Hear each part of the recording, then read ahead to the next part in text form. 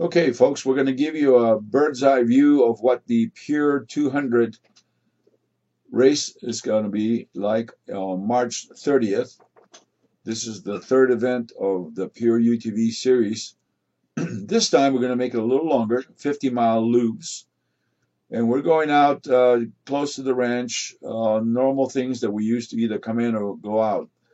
But then from this section on, you're going to see something different you haven't seen before. For example, here we're dropping onto Proctor Boulevard, which is the continuation of Cal City Boulevard, but it's going east. Now, even though from the bird's eye view it looks like it's a straightaway fast, it really isn't. There's a lot of sections on Proctor Boulevard that have a lot of rocks or sand or deep, deep whoops. So even though it looks like you could go 60, 70, 80 miles an hour, there's going to be sections that are going to be very difficult. And the other thing that I want everybody to remember is that this is open desert. And as such, there will be people out there on the weekend having fun, not even involved with our race. So it is up to us to be very careful and very cognizant that there may be some traffic near the course or on the course.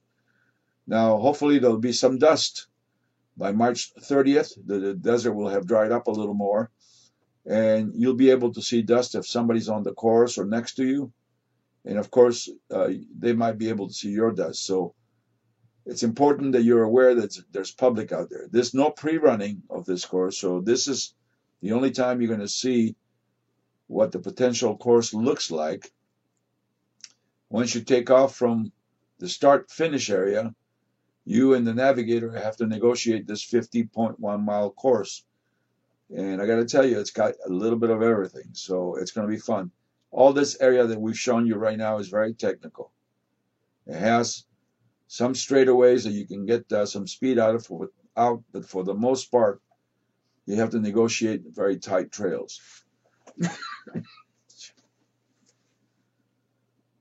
Now, as we're getting almost to the end of the county line, which is Kern County, you're going to see that we're going to make a left turn, and we're going to go right to the edge of the San Bernardino and Kern County lines, right here.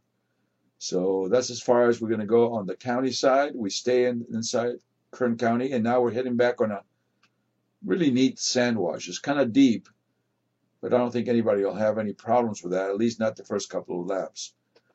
We continue now to work our way towards the west and returning to the start-finish area. Still, we're going to give you some pretty rough terrain that I think you're going to have a lot of fun here. This is a lot of work, and you have to negotiate all those trails, some of which will be very tight. We drop you into a graded road, which we really don't like, but we'll give you a bit of a respite because we're going to send you to something that's kind of ugly. And this is the volcanic rock section. Be prepared to meet a lot of jagged rocks, pointed rocks, and of course your driving skills will have to be honed into that to avoid any punctures or any problems. All this is very, very difficult at times, so please be very careful. Then we'll drop you back into Sequoia, which is a big boulevard that goes from one highway to the other. And the reason we want to do this is because we're going to add an alternate refueling pit. And it's going to be at this abandoned ranch right there. And there's where your crew can be sent to refuel you if you need to or top you off. Of course, the only place you can refuel is on that location, as well as the start-finish where the main pits are located. Now, from here on in, fast roads, very fast roads. So you'll have a chance to open that baby up and see how fast it'll go.